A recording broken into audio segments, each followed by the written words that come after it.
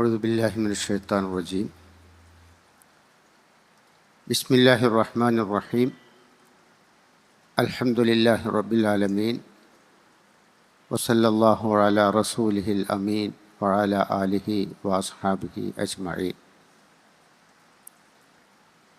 Connect എക്സിബിഷൻ്റെ ഈ സമാപന സമ്മേളനത്തിൽ അധ്യക്ഷത വഹിക്കുന്ന പ്രിയ സുഹൃത്ത് ടി മുഹമ്മദ് വേളം അവറുകളെ, ഈ പരിപാടിയുടെ ഉദ്ഘാടനം നിർവഹിച്ചിട്ടുള്ള ബഹുമാന്യനായ സുരേന്ദ്രൻ അവറുകളെ, വേദിയിലുള്ള മറ്റ് ബഹുമാന്യരായ സുഹൃത്തുക്കളെ, സഹോദരി സഹോദരന്മാരെ, നമുക്കെല്ലാവർക്കും ദൈവാനുഗ്രഹങ്ങൾ ഉണ്ടാകട്ടെ എന്ന് ഞാൻ ആദ്യമേ പ്രാർത്ഥിക്കുകയാണ്. അസ്സലാമു അലൈക്കും വറഹ്മത്തുള്ളാഹി.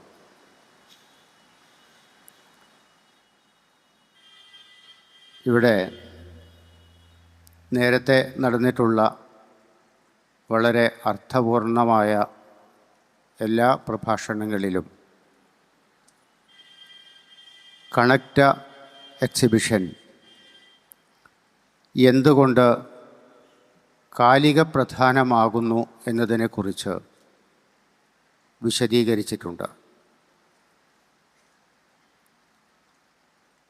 നമുക്കൊക്കെ അറിയുന്ന ഒരു കാര്യമുണ്ട്. നമ്മളെല്ലാവരും, നമ്മളെന്ന് മാത്രമല്ല ഏത് മനുഷ്യനും ജീവിതത്തിൽ ആഗ്രഹിക്കുന്ന വലിയ ഒരു കാര്യം ജീവിതം ആഹ്ലാദകരമായിരിക്കണം എന്നുള്ളതാണ്. സമാധാനവും സന്തോഷവും എപ്പോഴും നമുക്കൊക്കെ ഉണ്ടാകണം എന്നുള്ളതാണ്. ചില നേരങ്ങളിൽ നമ്മൾ ആലോചിച്ചാൽ അതിനു വേണ്ടിയാണ് നമ്മൾ ജീവിക്കുന്നത് തന്നെ എന്നും പറയാവുന്നതാണ്. എന്തിനാണ് നമ്മൾ വിശ്രമമില്ലാതെ പണിയെടുത്തുകൊണ്ടിരിക്കുന്നത് എന്ന് ചോദിച്ചാൽ,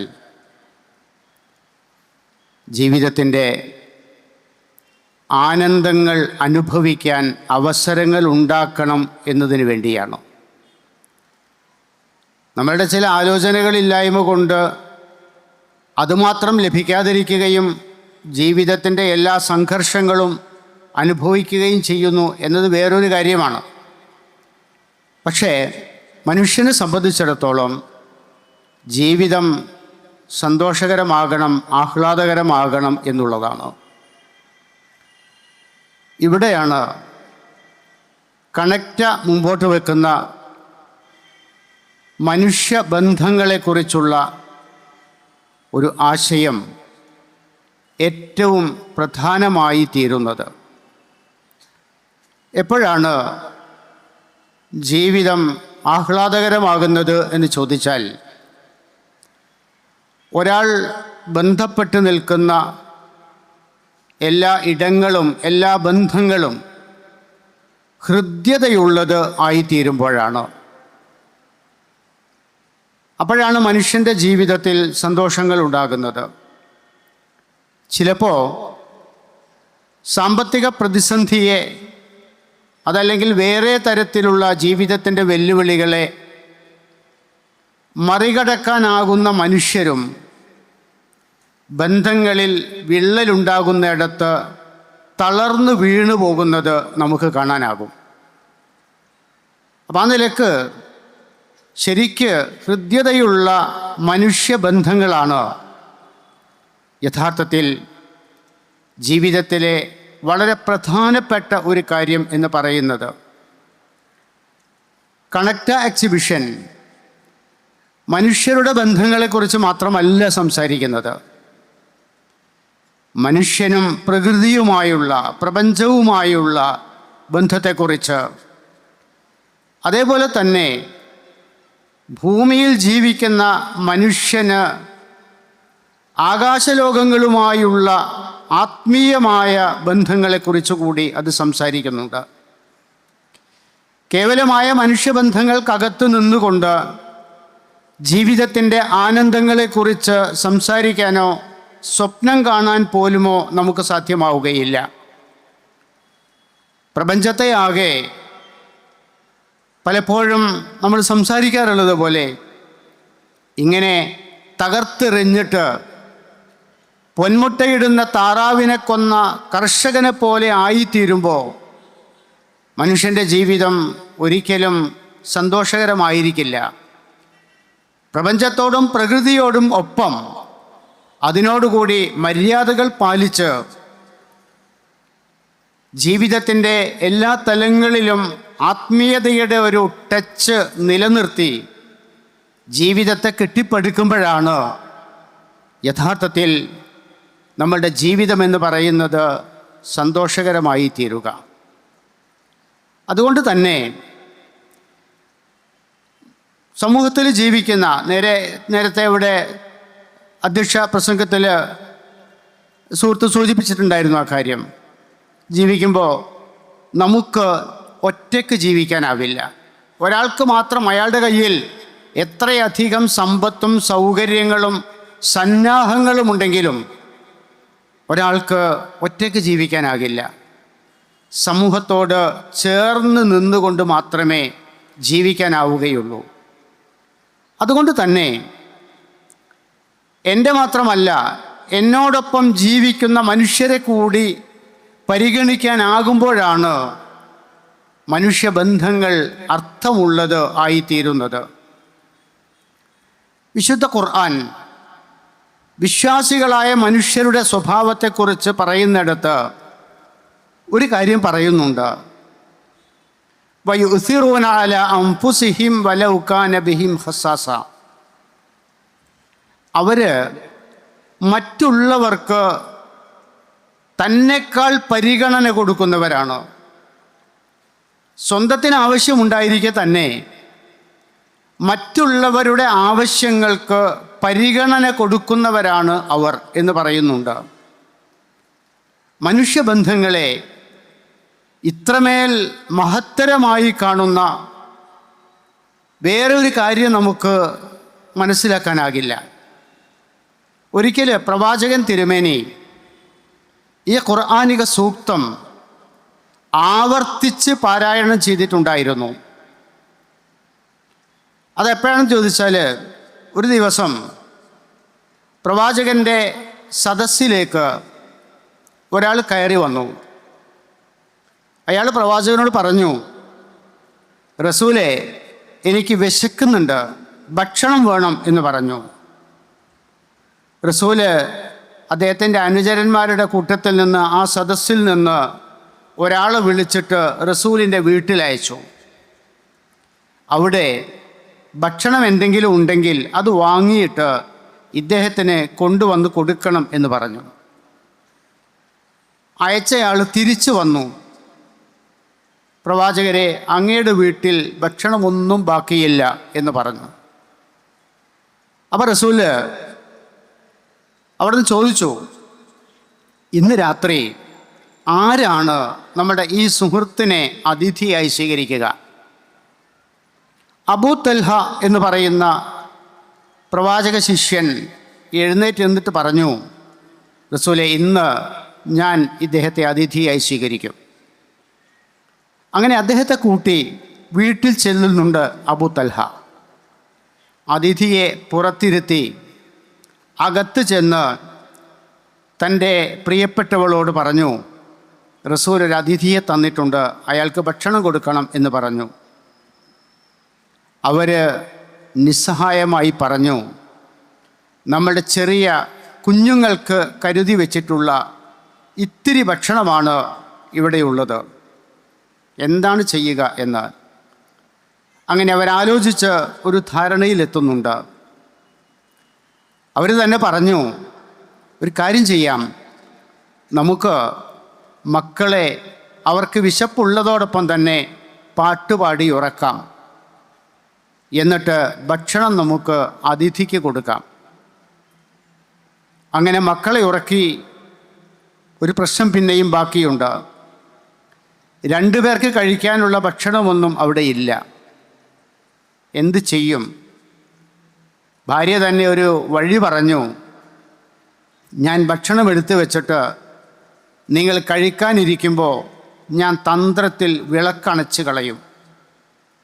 എന്നിട്ട് അതിഥി ഭക്ഷണം കഴിക്കട്ടെ, നമുക്ക് പട്ടിണിയാവാം എന്ന്.